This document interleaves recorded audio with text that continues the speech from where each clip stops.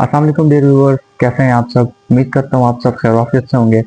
तो जैसा कि आप जानते हैं कि डेल्टा माइंडसेट एक चैनल नहीं बल्कि एक मूवमेंट का नाम है। और मैंने अपनी पिछली वीडियो में ये बताया था कि यहाँ पर हम सिर्फ मसाइल को ही नहीं बल्कि उनकी रियलिस्टिक सॉल्यूशंस को भी इंशाल्लाह आपके साथ शेयर करेंगे। और अपनी पिछली वीडियो में मेरे वादे के मुताबिक जो मैंने आपसे वादा किया था कि एजुकेशन सिस्टम के जो हमारा मसला चलता आ रहा है उसके हवाले से मैं एक सोल्यूशन की वीडियो बनाऊंगा, सोल्यूशन टू एजुकेशन सिस्टम। और उसी वीडियो में आज मैं आपसे मुखातिब हूँ। तो आए सबसे पहले उस सबसे बड़े और मेन मसले के बारे में बात करते हैं जो आजकल हमारा एजुकेशन सिस्टम फेस कर रहा है, और वो है लैंग्वेज। डियर व्यूअर्स, ये वो मसला है जिसकी वजह से स्टूडेंट चीटिंग पे मजबूर हो जाते हैं। ये वो मसला है जिनकी वजह से आजकल पाकिस्तान में इतनी अनएम्प्लॉयमेंट है। ये वो मसला है जिसकी वजह से स्टूडेंट्स एमडीकेट सीएसएस पीएमएस में ड्रॉप होकर सुसाइड करने पर मजबूर हो जाते हैं। ये एजुकेशनल फैक्ट्री 80 to 85% सिर्फ गधे और रट्टू पोपटी पैदा करते जा रहे हैं। बाकी के 15 to 20% स्टूडेंट्स ने इस मसले को सही वक्त पे पहचाना और इसे अपने आप से ही शुरू किया, हल किया। चाइना, जापान, यूएस और ऐसे कई सारे डेवलप्ड कंट्रीज की सुपर टेक्नोलॉजी, आउटस्टैंडिंग इकोनॉमी और फर्स्ट क्लास डिप्लोमेसी की सबसे बड़ी वजह उनका एजुकेशनल सिस्टम ही है, उनका बेस्ट एजुकेशन सिस्टम ही है। और बेस्ट वो क्यों है?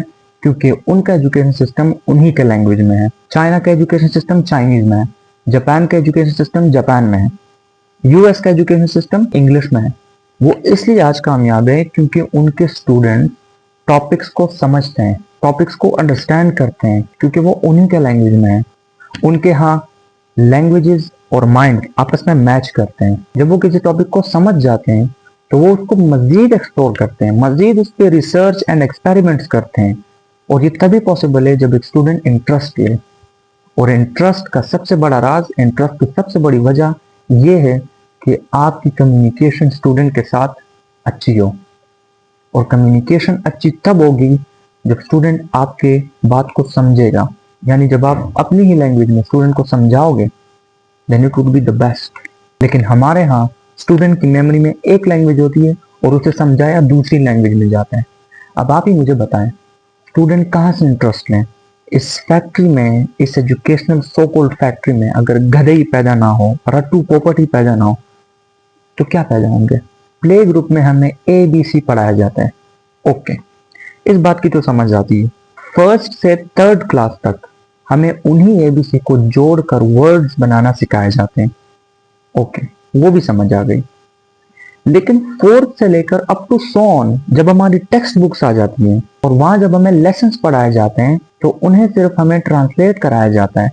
इंग्लिश की क्लास होती है लेकिन जो उस्ताद हमें इंग्लिश पढ़ा रहा होता है, इंग्लिश का टेक्स्ट बुक हमें पढ़ा रहा होता है, वो हमसे उर्दू में या अपनी लोकल लैंग्वेज में बात करता है। अब आप ही मुझे बताएं, हमारे एजुकेशन चूंकि इंग्लिश जुबान में है, इंग्लिश लैंग्वेज में है, अब अगर एक टीचर हमारे साथ इंग्लिश में बात ही नहीं करेगा तो हम कहाँ से सीखें इंग्लिश? और अगर हम इंग्लिश ना सीखें तो हमारे लिए बेइंतहा प्रॉब्लम्स होंगी अपनी स्टडीज में, क्योंकि बदकिस्मती से हमारा एजुकेशन इंग्लिश लैंग्वेज में ही है। इसके बाद वही टीचर हमें होमवर्क देता है कि जाओ ये घर जाके रीड करो, कल मैं पूछूंगा। अच्छा, उससे पहले जब हमें क्लास में लेसन्स पढ़ाए जाते हैं वहां हमें टीचर इंस्ट्रक्शंस दे देता है कि अपने हाथ में एक पेंसिल पकड़ो और मैं इधर बोर्ड पे, व्हाइट बोर्ड पे या ब्लैक बोर्ड पे जो है मुश्किल अल्फाज के मीनिंग लिखूंगा, आप लोग उनके ऊपर लिखें। वो हमारे साथ कम्युनिकेशन हमारी लोकल लैंग्वेज में कर रहा है और हमें भी कह रहा है कि रट्टे लगाकर उस पे मुश्किल अल्फाज की मीनिंग लिखें। अब जब हम घर जाते हैं, होमवर्क करते हैं, तो उन्हीं मतलबों को हम रट लेते हैं। पता नहीं होता कि इसका क्या मतलब है या ये लेसन किस बारे में है। बस हम उसको रट के टीचर के खौफ से कि कल हमसे पूछा जाएगा, और जिसका सबसे बेहतरीन रटा होता है सबसे ज्यादा दाद उसी को मिलती है। अच्छा, अब इस इंग्लिश सीखने के लिए एक और मेथड इन्होंने अपनाया हुआ है कि पहले जो है पार्ट्स ऑफ स्पीच करो, इसके बाद जो है टेंसेस करो, इसके बाद जो है आपको चेंज इन नरेशन करनी होगी, एक्टिव वॉइस पैसिव वॉइस करनी होगी। क्या है? आप ही मुझे बताएं। मैं एक पठान हूँ, ओके, मेरी लोकल लैंग्वेज पश्तो है, क्या मैंने ये पश्तो ग्रामर से सीखी है? क्या मैंने पश्तो की कोई पार्ट्स ऑफ स्पीच की है? क्या मैंने पश्तो की टेंसेस की है? नो, मैंने ये पश्तो या ये उर्दू अपने माहौल से सीखी है। हमने इसका कोई ग्रामर नहीं किया। एंड बिलीव मी, अगर हमें अपनी एजुकेशनल लैंग्वेज की ऐसी ही समझ आ जाए, हम उसे ऐसे ही सीख लें जैसे हमारी लोकल लैंग्वेज है, तो हमें स्टडीज में कोई प्रॉब्लम नहीं होगी इंशाल्लाह। आज वेस्ट, चाइना और जितनी भी आप डेवलप कंट्रीज देख रहे हैं कि इतने जो कामयाब है, इतने जो इन्वेंशन कर रहे हैं, इतनी जो टेक्नोलॉजी है इनमें, इसका सबसे बड़ा राज यही है। इनके बच्चे टैलेंटेड इसलिए हैं क्योंकि उन्हें जब कोई टॉपिक पढ़ाया जाता है तो उन्हें उसमें कोई मसला नहीं होता, क्योंकि वो तो उसकी अपनी जुबान होती है। अफगानिस्तान में पूरा का पूरा एजुकेशनल सिस्टम पश्तो में है, लेकिन हमारे यहाँ एक हमारा मुल्क है कि जिसमें एजुकेशनल लैंग्वेज अलग है, लोकल लैंग्वेज अलग है, कौमी जुबान अलग है। अब चले इस मसले की सलूशन के बारे में बात करते हैं कि हम इस मसले को कैसे हल करेंगे। देखिए, इस मसले के 3 सलूशन हैं। 2 सलूशन गवर्नमेंट की तरफ से हैं और एक सोल्यूशन हम खुद अपने आप से उसको कर सकते हैं। देखिए, सबसे पहला सोल्यूशन तो ये कि गवर्नमेंट सारे एजुकेशन सिस्टम की लैंग्वेज को उर्दू में कन्वर्ट कर ले, हमारी कौमी जुबान में, जो कि हम सब पाकिस्तानियों को आती है, उसमें हमें कोई मसला नहीं है। दूसरा सोल्यूशन ये है, गवर्नमेंट की तरफ से हर एजुकेशनल इदारे में इंग्लिश लैंग्वेज की कोर्स की एक सेपरेट क्लास अरेंज की जाए। और जो तीसरा सोल्यूशन है जो हम कर सकते हैं वो ये है कि आप जिस भी स्कूल, कॉलेज, यूनिवर्सिटी में हो, वहां पर आप एक कमेटी बनाओ। हर क्लास से, हर बैच से एक एक स्टूडेंट को उठाओ, रिप्रेजेंटेटिव को, जो अपनी क्लास का रिप्रेजेंटेटिव होता है, उनकी अपने साथ एक कमेटी बनाओ। इसके बाद आप सब एक कंबाइंड मीटिंग करें, जॉइंट मीटिंग करें कि भाई हमें ये मसला और इस मसले को हल होना चाहिए। और कैसे हल होना चाहिए मैं आपको बताता हूँ। आप एक एप्लीकेशन लिखें, एक दरख्वास्त लिखें अपने हेड ऑफ डिपार्टमेंट को या अपने प्रिंसिपल को, ठीक है। उसमें सबसे, आपकी कमेटी में जितने भी मेंबर्स हैं उन सब के सिग्नेचर्स करें। ये इस बात का सबूत होगा कि आपके साथ पूरा स्कूल या पूरा कॉलेज या पूरी यूनिवर्सिटी आपके साथ इस बात पे एग्री है। इसके बाद आप उस एप्लीकेशन में सिंपली लिखें कि सर, हमें इंग्लिश लैंग्वेज की बहुत अशद ज़रूरत है और हमारे लिए हमारे कोर्स में एक इंग्लिश लैंग्वेज की सेपरेट क्लास अरेंज की जाए। और वो कैसे, उसका तरीका भी बताएं उसे कि हमारे लिए एक प्रोफेशनल इंग्लिश लैंग्वेज इंस्ट्रक्टर को हायर किया जाए, जो हमारे साथ ग्रामर ना करे, ना पार्ट्स ऑफ स्पीच, ना टेंसेस। ग्रामर को बीच में लाए ही मत, क्योंकि हमने अपनी लोकल लैंग्वेज ग्रामर से नहीं सीखी, बोलचाल से सीखी। आप उन्हें कहें कि हमारे लिए एक प्रोफेशनल इंग्लिश लैंग्वेज इंस्ट्रक्टर को हायर करें, जो कि हमारे साथ क्लास में सिर्फ इंग्लिश बोले। उसे एक टॉपिक सेलेक्ट करना है और उस टॉपिक पे उसी क्लास के अंदर क्रिटिसिज्म होगा, गुफ्तगू होगी, बातचीत होगी, सवाल जवाब होंगे। और बिलीव मी, अगर आपको बेसिक इंग्लिश की भी समझ आ जाती है, come on, sit down, stand up, go there, come here, तो इसके बाद इंशाल्लाह आपको स्टडी में कोई मसला नहीं होगा। 2-3 महीने के अंदर अंदर इंशाल्लाह आप एक प्रोफेशनल इंग्लिश लैंग्वेज स्पीकर बन जाएंगे, फ्लुएंट इंग्लिश लैंग्वेज स्पीकर बन जाएंगे इंशाल्लाह। ये मेरा दावा है। अब देखें, ये इतना खूबसूरत मेथड है कि आपने इसमें गवर्नमेंट को भी इन्वॉल्व नहीं किया और कोई तोड़ फोड़ भी नहीं, स्ट्राइक्स नहीं किए, आपको कुछ नहीं करना, बस सिंपल एप्लीकेशन लिखना है। लेकिन अगर आपके साथ ये बात आपका प्रिंसिपल या हेड ऑफ डिपार्टमेंट भी नहीं माने, तो दूसरी जो स्ट्रेटजी है, आप ये करें कि अपने काबिल एतमाद जो टीचर्स हैं उनसे बात करें। उनसे कहें कि सर, हमें ये मसला है और ये हल होना चाहिए। पहले तो सवाल ही पैदा नहीं होता कि आपका प्रिंसिपल या हेड ऑफ डिपार्टमेंट आपकी इस बात को, इतनी प्यारी बात को रिजेक्ट कर दे। लेकिन अगर फिर भी ऐसा हो जाता है तो आपको अपने टीचर से, अपने सब टीचर से बात करें। उन्हें कहें सर कि हमें ये मसला है और इसको हम हल करना चाहते हैं। अपने साथ अपने टीचर्स को मिला दो, प्रेशर और बढ़ जाएगा। इंशाल्लाह ऐसे में ये प्रॉब्लम सॉल्व हो जाएगी। अच्छा, और इसमें सबसे बड़ी प्रॉब्लम जो आप फेस कर रहे हैं, जो आप कह रहे हैं कि भाई लोग क्या कहेंगे। अक्सर हम जब कुछ अच्छा करना चाहते हैं या आपने कभी इंग्लिश बोलने की कोशिश की होगी दूसरों के सामने, तो आपके दोस्तों ने आपके कह कहे लगाना शुरू कर दिए होंगे। तो इससे बिल्कुल मत घबराएं। इससे इस जब आप ये सोल्यूशन अप्लाई करेंगे, आपकी एक क्लास बन जाएगी और उस क्लास में टीचर समेत सारे स्टूडेंट्स इस बात पर मजबूर हो जाएंगे कि वो इंग्लिश में बात करें, और इससे आपको ना कोई क्रिटिसाइज करेगा और ना ही आप पे कोई हंसेगा, और इंशाल्लाह आप डेफिनेटली इंग्लिश सीख जाओगे। उम्मीद करता हूँ इंशाल्लाह आपको ये सोल्यूशन बहुत पसंद आएगा। मस्ट आपसे मेरी रिक्वेस्ट है, ये देखा आपके सामने हाथ जोड़ रहा हूँ, ये जरूर अप्लाई करें, इस पर जरूर काम शुरू करें। अब ये तो हो गया लैंग्वेज का मसला हल अल्हम्दुलिल्लाह, लेकिन कुछ इदारे ऐसे हैं जिनमें ये मसला नहीं है, लेकिन फिर भी उनके रिजल्ट कुछ खासे अच्छे नहीं आते हैं, खराब आते हैं। क्यों? उसकी मेन वजह यह है कि उन इंस्टीट्यूट्स में, उन इदारों में कानून और डिसिप्लिन नहीं है। उन इंस्टीट्यूट्स ने सारी आज़ादी स्टूडेंट्स को दी हुई है, जब स्टूडेंट्स चाहे क्लास ले, जब स्टूडेंट्स चाहे क्लास नहीं ले। अब देखिए लैंग्वेज का मसला तो हल हो गया है। अब अगर एक स्टूडेंट क्लास में नहीं आएगा, क्लास नहीं लेगा, तो कैसे कैसे अच्छे रिजल्ट्स मिलेंगे? इम्पॉसिबल।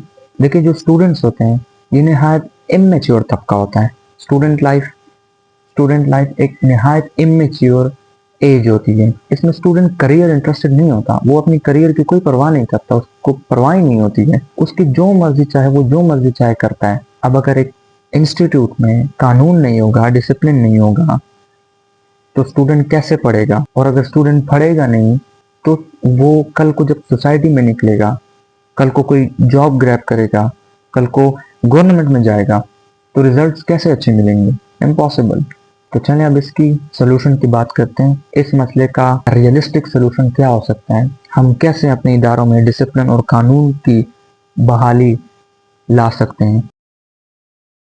देखिए आपको वैसे ही जैसे मैंने इस लैंग्वेज के मसले में बताया, आपको ऐसे ही एक कमेटी बनानी है। ब्रिलियंट स्टूडेंट को सब क्लासेज में, हर क्लास में एक ब्रिलियंट स्टूडेंट जरूर होता है। हर क्लास से एक ब्रिलियंट स्टूडेंट को उठाएं, उनके साथ एक कमेटी बनाएं और मीटिंग करें। ये मसला रखें कि भाई इस मसले पे काम होना चाहिए, वरना हमारे इंस्टीट्यूट का नाम खराब हो जाएगा। तो उनसे मीटिंग करें और इसके बाद एक एप्लीकेशन लिखें अपने प्रिंसिपल को एक एप्लीकेशन लिखे, उसमें ये लिखें कि सर जिस स्टूडेंट का 75 to 80% अटेंडेंस पूरा ना हो उसको एग्जाम में बैठने की इजाजत नहीं दी जाए। बस सिंपली एक ही सेंटेंस में इसका पूरा सोल्यूशन। इससे क्या होगा कि इससे जब एक स्टूडेंट आएगा एग्जाम में और उसकी अटेंडेंस नहीं होगी पूरी, अटेंडेंस मतलब क्लास में उसकी प्रेजेंस, तो उसको एग्जाम से किक आउट कर दिया जाएगा। एक दिन ऐसा हो जाए ना, एक पेपर में भी स्टूडेंट अलाउ ना हो जाए, तो उन स्टूडेंट्स को अपनी गलतियों का भरपूर एहसास हो जाएगा इंशाल्लाह। अब कुछ इदारे ऐसे हैं जिनमें ये दोनों मसाइल नहीं है, यानी इनमें लैंग्वेज का भी प्रॉब्लम नहीं है और डिसिप्लिन भी है वो, लेकिन फिर भी जब उनसे स्टूडेंट्स फारिग होते हैं और वो कोई जॉब अपॉर्चुनिटी ग्रैब करते हैं या सिस्टम में जाते हैं, तो उन जितना बेईमान और करप्ट कोई नहीं होता। क्यों? अब ऐसा क्या है जिसकी वजह से ये इंस्टीट्यूट ऐसे बेईमान और करप्ट लोग पैदा करते जा रहे हैं? इसकी मेन वजह है कि हमारे तालीम में, हमारे करिकुलम में, हमारे सिलेबस में रूहानियात नहीं है, प्रैक्टिकल दीन नहीं है। मैं मानता हूँ कि इस्लामियात है, मैं मानता हूँ कि तालीमुल कुरान है, मैं ये भी मानता हूँ कि नमाज, रोज़ा, हज, ज़कात सब कुछ है, लेकिन इन फराइज को, नमाज, रोज़ा, हज, ज़कात को सुन्नत के तरीके से कैसे अदा करना है ये नहीं है। हमें वो तालीम नहीं दी जाती जो हमें सही और गलत का फ़र्क बताए, तभी हमारे माशरे का ये हाल है। इसके अलावा जो सबसे ज़रूरी चीज़ है या होनी चाहिए हमारे एजुकेशन में, हमारी तालीम में, जो कि हमारी सोसाइटी को आइडियल बनाए, वो है सीरत तैयबा।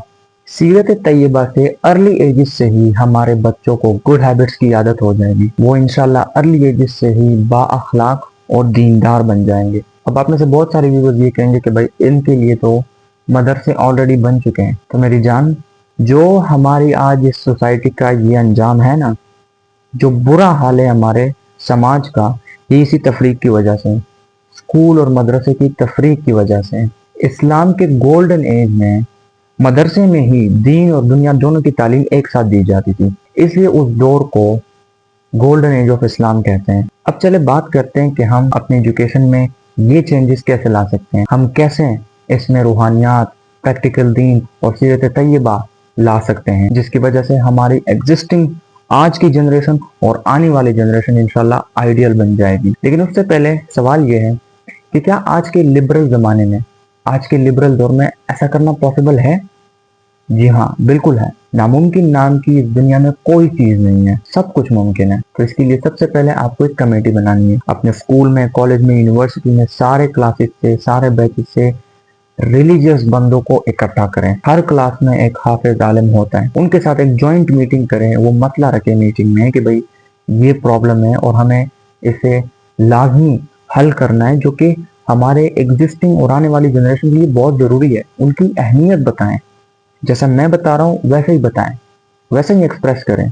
इसके बाद अपनी उस कमेटी को लेके एक बड़े आलिम या इस्लामिक स्कॉलर के पास जाएं और उनसे कहें, उनके सामने भी ये मसला रखें, उनको सारा मसला बताएं कि सर हमें ये प्रॉब्लम है, और उसकी अहमियत बताएं जैसे कि मैं बता रहा हूँ आपको, ऐसे क्रिटिकली और ऐसे बारीक बीनी से बताएं। अब उन्हें कहें कि सर हमें एक बुक सजेस्ट करें, एक ऐसी किताब सजेस्ट करें, एक ऐसी दीनी किताब सजेस्ट करें जिसमें ये तमाम खूबियां हो, यानी उसमें प्रैक्टिकल दीन भी हो।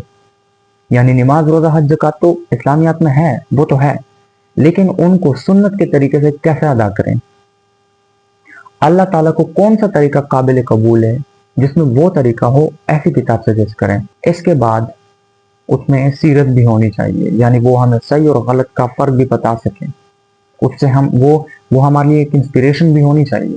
अब अगर उसने एक किताब सजेस्ट कर ली देन इट्स गुड, लेकिन अगर आप मेरी राय लेना चाहते हैं, चूंकि मैं खुद तसव्वुफ में हूँ, हमारे मुर्शद करीम प्रोफेसर डॉक्टर इंजीनियर अल्लामा मौलाना मोहम्मद मकसूद इलाही नक्शबंदी दामद बरकातुहुल आलिया हैं, और उनकी लिखी किताब दर्स मकसूद दुनिया वल आखिरा में आपको सजेस्ट कर रहा हूँ। इसकी 2 जिल्दें हैं, इसमें सब कुछ है, इसमें सीरत भी है, इसमें जो है प्रैक्टिकल दीन भी है। इसके अपने बाब हैं, जैसे बाब अव्वल, बाब दोम, बाब सोम, ऐसे ही अपने उसके बाब हैं। उसमें पहले अकीदत है, फिर ईमानियात है, फिर इबादत हैं, फिर उसके बाद अमलियात हैं। बहुत ही ज़बरदस्त सीरीज़ है, बहुत ही बेहतरीन सीरीज़ है, मास्टरपीस है, मास्टरपीस। इसके बाद आपने कमेटी से मशावरत भी कर ली, आपने बुक भी कंफर्म कर ली, बुक भी आपको मिल गई। इसके बाद थर्ड स्टेप है एग्जीक्यूशन। अब इसको अपने इंस्टीट्यूट में लागू करना। सबसे पहले तो आप कोशिश करें कि आपके डिस्ट्रिक्ट के जो एजुकेशनल डिप्टी कमिश्नर हैं उन्हें आप एक एप्लीकेशन भेजें, एप्लीकेशन लिख के दें, अपनी कमेटी के साथ उनके ऑफिस जाएं और उन्हें सारा मामला बताएं कि सर ये हमारे जो सोसाइटी के लिए बहुत ज़रूरी है और हमें ऐसा करना होगा। तो अगर थोड़ा सा भी आपके मसले को समझें, आप थोड़ा सीरियस होकर ये मसला पेश करेंगे, इंशाल्लाह वो अप्रूव कर देगा। और अगर वो अप्रूव कर दे तो उसके पास पावर है, उससे कहें कि सर ये सिर्फ हमारे इंस्टीट्यूट में नहीं बल्कि डिस्ट्रिक्ट के जितने भी तालीमी इदारे हैं उन सब में ये लाजिम करें। लेकिन अगर आपको इसमें भी हिचकिचाहट हो रही है और आपको लगता है कि भाई हम ऐसे हुकूमती ऑफिस में नहीं जाने की आदत नहीं है, या हमें थोड़ा सा इसमें इशू पेश हो रहा है, भाई आदत किसी को भी नहीं होती, लेकिन लाइफ में सब कुछ एक्सपीरियंस करें। लाइफ इसी का नाम है कि आप सब कुछ एक्सपीरियंस करें। माँ के पेट से तो किसी ने कुछ भी एक्सपीरियंस नहीं किया होता ना ही किसी ने कुछ सीखा होता है। एक्सपीरियंस करके हालात के साथ साथ आप बहुत कुछ सीख जाते हैं। तो अगर आपको इसमें भी कोई हिचकिचाहट हो रही है तो दूसरा इसका अल्टरनेट तरीका है कि अपने प्रिंसिपल को कम अज़ कम ये एप्लीकेशन दें और उन्हें इस मसले से आगाह करें, बुक का नाम भी दें और एप्लीकेशन भी दें कि सर हमारा ये मसला हल होना चाहिए। एंड इंशाल्लाह बिलीव मी वो बहुत खुश होगा इस बात से और आपका जो एप्लीकेशन है वो अप्रूव कर देगा। लेकिन कुछ प्रिंसिपल या कुछ लोग लिबरल टाइप के होते हैं, वो इन बातों को ज़्यादा पसंद नहीं करते क्योंकि ऐसे मामलात में शैतान का सबसे बड़ा हाथ होता है। ये याद रखें, ये तो आपको पता ही है। शैतान बार बार इसमें जो है अपनी टांग गड़ाता है, शैतान बार बार वसवसे डालता है। अल्लाह ताला ने कुरान पाक में फरमाया है अल्लज़ी युवस्विसु फी सुदूरिन नास मिनल जिन्नति वन नास, जो बार बार पलट कर आता है और इंसानों और जिनों के दिलों में वसवसे डालता है। तो शैतान का तो ये काम ही है। तो अगर आपके प्रिंसिपल ने भी इसको इग्नोर किया तो आप अपने इंस्टीट्यूट में या अपने इदारे में मजहबी टीचर्स को टारगेट करें। हर इंस्टीट्यूट में एक ना एक मजहबी टीचर होता है। दाढ़ी वाला पगड़ी वाला होता है, अगर एक है तो एक को टारगेट करें, जितने भी है सबको टारगेट करें, उनके साथ अपनी कमेटी को लेकर मीटिंग करें, उन्हें कहें कि सर हमारे इस मसले में हेल्प कर दो, वो इंतहाई खुश होगा। अब अप्रूव तो प्रिंसिपल को ही करना है, अप्रूव तो वाइस चांसलर या हेड ऑफ इंस्टीट्यूट को ही करना है, लेकिन कम से कम अगर आप टीचर्स के साथ, ऐसे टीचर्स के साथ मिलकर ये मुहिम चलाएंगे तो उन पर प्रेशर पड़ेगा और इंशाल्लाह आपकी एप्लीकेशन कभी भी रिजेक्ट नहीं होगी। तो उम्मीद करता हूँ इंशाल्लाह कि आपको ये सोल्यूशन पसंद आएगा, और मुझे उम्मीद नहीं बल्कि यकीन है कि आप ये ज़रूर करेंगे। देखिए ये बहुत ज़रूरी है, इसे कभी भी अंडर एस्टिमेट मत करें, हमारी एग्जिस्टिंग और आने वाली जनरेशन के लिए बहुत ज़रूरी है। तो प्लीज़ आपसे रिक्वेस्ट है कि इसे ज़रूर एग्जीक्यूट करें। चौथा मसला जो हम फेस कर रहे हैं अपनी एजुकेशन में, अपनी तालीम में, जिसकी वजह से कॉन्सेप्ट की बजाय रट्टे का ग्राफ दिन ब दिन बढ़ता जा रहा है, वो है स्टूडेंट्स को ज़रूरी या प्रॉपर फैसिलिटीज ना देना। हमें सिर्फ टेक्स्ट बुक्स तक ही महदूद कर दिया गया है, उन टेक्स्ट बुक को प्रैक्टिकली इम्प्लीमेंट करना हमें नहीं सिखाया जाता, सिर्फ क्वेश्चंस और आंसर तक ही हमें महदूद किया जाता है। एक टॉपिक होता है या एक लेसन होता है या एक चैप्टर होता है, उसके लास्ट में उसे बस पढ़ाया जाता है और उसके लास्ट में एक्सरसाइज होता है, उसमें कंसेप्चुअल क्वेश्चंस होते हैं, इसके बाद उसमें जो है एक्सरसाइज के रिलेटेड उसी चैप्टर या उसी लेसन या उसी टॉपिक के रिलेटेड क्वेश्चंस होते हैं। बस उन्हें हमें बताया जाता है स्कूल में या कॉलेज में कि भाई इसे रट लें, इसे याद कर लें, क्योंकि हमने तो वहाँ पर अपनी क्लासेज में टॉपिक को सही से समझा नहीं होता। समझेंगे कैसे? अगर एक काम प्रैक्टिकल का है और वो हम सिर्फ थ्योरी नहीं करें तो हम कैसे समझेंगे? तो जाहिर सी बात है हम घर में रटाई करेंगे। प्राइवेट इदारों में तो तकरीबन जो जरूरी फैसिलिटीज है वो मौजूद होती हैं। कुछ चंद ऐसे सरकारी इदारे हैं जिनमें फैसिलिटीज मौजूद है। देखिए सरकार में दो तरह के लोग होते हैं, एक निहायत ईमानदार और एक निहायत बेईमान और करप्ट। ये सिर्फ सरकार में नहीं बल्कि हर जगह होते हैं। सबसे खुशकिस्मत इदारा वो है जिसके सरपरस्ती एक ईमानदार इंसान के हाथ में होती है, क्योंकि वो ईमानदार इंसान अपना उस इदारे का सारा बजट अपने इदारे की खूबसूरती और स्टूडेंट को फैसिलिटेट करने में लगाता है। लेकिन एक बेईमान और एक करप्ट इंसान अपना बैंक बैलेंस बढ़ाने में लगाता है। और ऑब्वियसली हमारे माशरे में तो ज्यादातर बेईमान और करप्ट लोग ही हैं। अब देखिए यहाँ पर मेरी वो बात साबित होगी जो कि मैंने इससे पहले कही, यानी रूहानी तरबियत की, रूहानियात वाली। अब आप खुद सोचें, अगर इन बंदों की, इन लोगों की अच्छी दीनी तरबियत हुई होती, इन्हें सही और गलत में फर्क बताना सिखाया गया होता, तो क्या ये कभी मुआशरे में ऐसे करप्शन और ऐसे बेईमानी करते? नो वे, कभी ना करते। अब चले बात करते हैं कि इस मसले को सॉल्व कैसे किया जाए। देखिए मैंने पहले ही बताया कि इस सीरीज में मैंने सब सोल्यूशन एक ही पैटर्न के दिए हैं। इसमें भी आप वही करें कि आप एक कमेटी बनाएं, हर क्लास से, हर बैच से नुमाइंदे जिम्मेदारान को इकट्ठा करें, उनके साथ एक कमेटी बनाएं, उसके साथ मीटिंग करें, ये मसला रखें कि भाई हमें इस मसले को सॉल्व करना है। अगर प्रॉपर फैसिलिटेशन नहीं होगी हमारी ऐसी स्टडीज का कोई फायदा नहीं होगा। इसके बाद जरूरी यह है कि आप अपने डिस्ट्रिक्ट के एजुकेशनल डिप्टी कमिश्नर को आप एक एप्लीकेशन लिखें और उसमें ये सारा मामला बताएं। ये जरूरी है, आप इस पे हर हाल में कोशिश करें, क्योंकि उसके पास पावर होती है, वो आपके एजुकेशनल जो इंस्टीट्यूट है आपका, उसके लिए जो फंड्स हैं वो भी अरेंज करेगा और इंशाल्लाह सारे इंतजाम वो ही करेगा, और आपकी हेड ऑफ इंस्टीट्यूट का एहतसाब भी करेगा, उससे पूछगछ करेगा, उसका ऑडिट करेगा कि भाई आपको इतना फंड मिला, कहाँ गया, किस चीज पे लगाया तुमने। तो ये बेस्ट स्ट्रेटेजी है। इसके बाद अगर आप चाहते हैं कि यार नहीं, अगर वहां से भी रिजेक्ट हो जाता है आपका एप्लीकेशन, फॉर एग्जाम्पल उसको इग्नोर किया जाता है, क्योंकि जैसे कि मैंने कहा कि सरकार में ज्यादातर बेईमान और करप्ट लोग हैं, तो अगर वहां से भी आपके एप्लीकेशन को इग्नोर कर दिया जाता है, रिजेक्ट कर दिया जाता है, तो आप अपने कमेटी मेंबर्स के साथ एक मुहिम चलाएं अपने स्कूल में। लेकिन उससे पहले अपने प्रिंसिपल को भी ट्राई करें, एक बार अपने प्रिंसिपल को भी एक एप्लीकेशन लिखे, उसको सारा मामला बताएं, उसे बोले कि सर हमारे लिए ये मसला हल करें। अगर वहां से भी कोई जवाब नहीं आता, कोई रिजल्ट नहीं आता, तो लास्ट जो फाइनल ऑप्शन है और जो बहुत ही मुअस्सर है और मजबूत है कि आप अपनी कमेटी को लेकर अपने स्कूल में, अपने कॉलेज में, अपनी यूनिवर्सिटी में एक मुहिम साजी करें फंडिंग की। बज़ाहिर ये एक फंडिंग होगी, लेकिन असल में उसको प्रेशराइज करने की मुहिम साजी है ये आपके हेड ऑफ इंस्टीट्यूट को। तो फंडिंग करें, सारे स्टूडेंट से जितना मर्जी चाहे वो दे सकें, उनकी ताकत हो, उनकी इस्तात हो, आप उनसे फंड रिसीव करें। एक फंड बनाएं, जितना पैसा इकट्ठा हो जाता है उस पे कोशिश करें कि आप जो जरूरी टूल्स हैं वो लें अपने स्कूल के लिए, अपने कॉलेज के लिए। लेकिन सबसे जरूरी चीज ये है कि आपको मेन टारगेट ये रखना है कि नहीं, इस फंड से नहीं, हमारे लिए जो एजुकेशनल फंड है, हमारे स्कूल का अपना फंड है, उसी से हमने ये प्रॉब्लम सॉल्व करनी है और असल में इसी के लिए आपने मुहिमसाजी करनी है।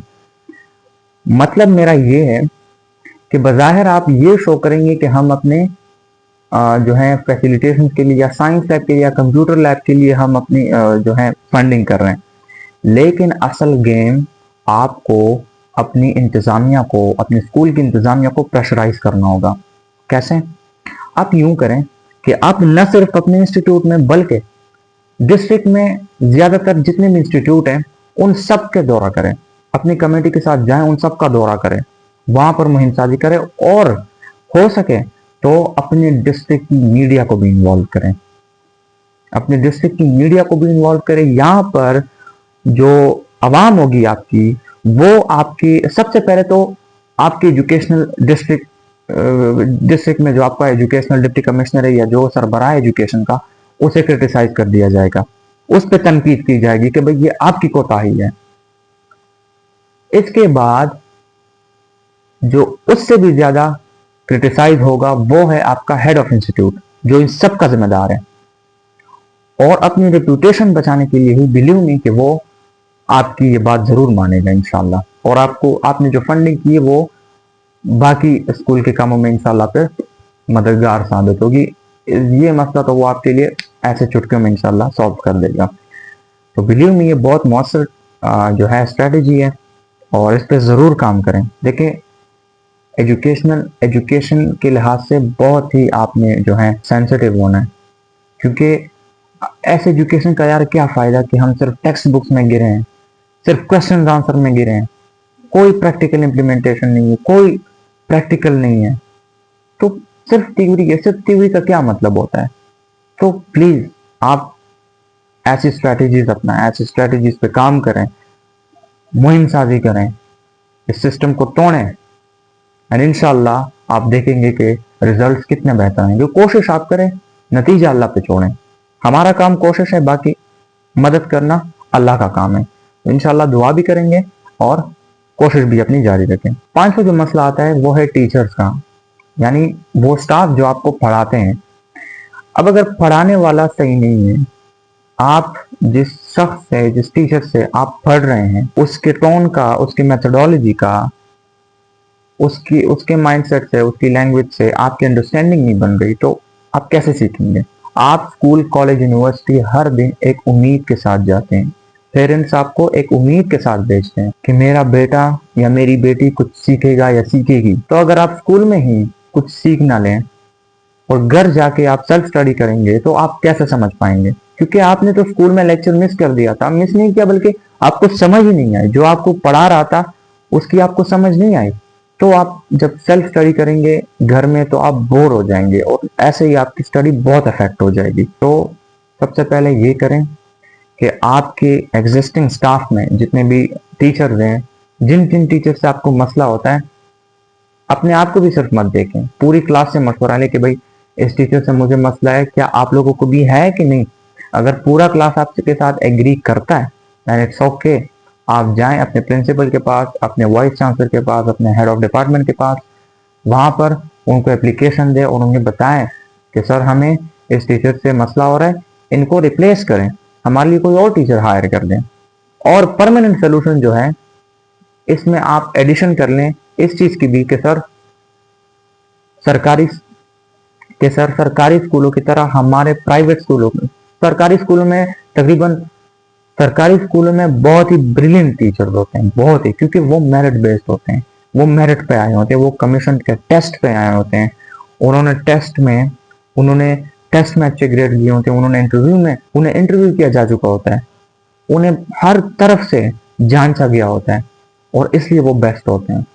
बिलीव मी, सरकारी स्कूलों में बहुत बेस्ट टीचर्स होते हैं, लेकिन प्राइवेट स्कूलों में लोग टीचिंग करने, एक फ्रेशर, एक एफएससी या एक मैट्रिकुलेट बंदा मुंह उठा के आ जाता है, सीवी ड्रॉप कर देता है और एक्सपीरियंस के लिए आपको पढ़ाता है यार, उसके एक्सपीरियंस के चक्कर में आपका पूरा का पूरा करियर बर्बाद हो जाता है। ये जो स्कूल लाइफ है आपकी, ये सबसे इंपॉर्टेंट है, ये आपका बेस है, ये आपकी बुनियाद है। ये कमजोर होगी, इसमें दरारें होगी, तो जो बिल्डिंग आप ऊपर खड़ी करेंगे वो ठप से गिर जाएगी। थोड़ी सी भी आंधी उस पर आएगी, ठप से गिर जाएगी। तो प्लीज बी अवेयर, टाइम पे इन सारे मसाइल को हल करने की कोशिश करें। आप कर सकते हैं, मुझे उम्मीद नहीं बल्कि यकीन है आप सकते हैं। मैं भी कर रहा हूं। मैं नौजवान पाकिस्तान का अपने डिस्ट्रिक्ट में लीडर हूं। अल्हम्दुलिल्लाह मैंने बहुत सारी अचीवमेंट हासिल की है और अब भी कर रहा हूं, लगा हूं। आप भी करें, आप भी किसी से कम नहीं है। तो अपने प्रिंसिपल को, अपने हेड ऑफ डिपार्टमेंट को, अपने वाइस चांसलर को ऐसे कहें कि सर जब भी हमारे लिए कोई टीचर हायर करें तो उसका टेस्ट लें, टेस्ट में 80 to 90% उसका लाजमी होना चाहिए। इसके बाद सर उसे इंटरव्यू करें, इंटरव्यू में उसकी कम्युनिकेशन स्किल्स, उसकी क्रिटिकल थिंकिंग, उसकी प्रॉब्लम सॉल्विंग टेक्निक्स, इस सब को जांचें। अगर इन सब में ये ओके है देन वो आपके लिए बेस्ट है। अगर वो अब आपको पढ़ा भी रहा है तो उसमें कोई मसला नहीं होगा आपको इंशाल्लाह। तो आई होप इंशाल्लाह आपको वीडियो पसंद आई होगी, और अपने दोस्तों से या जितना भी अपने फ्रेंड सर्कल में, अपनी फैमिली सर्कल में जितना भी इस वीडियो को हो सके शेयर करें, ताकि आपके और दोस्त और भाई भी, और हमारे पाकिस्तानी भाई भी इससे महरूम ना हो। तो इंशाल्लाह मिलते हैं नेक्स्ट वीडियो में। तब तक अगर आपने डेल्टा माइंडसेट को फॉलो नहीं किया तो ऐसी ही वीडियोस के लिए, ऐसे ही स्ट्रेटेजिक माइंडसेट और सोल्यूशन की वीडियोस के लिए आप इसे फॉलो कर लें, सब्सक्राइब कर लें। तो मिलते हैं इंशाल्लाह नेक्स्ट वीडियो में। जज़ाकल्लाह।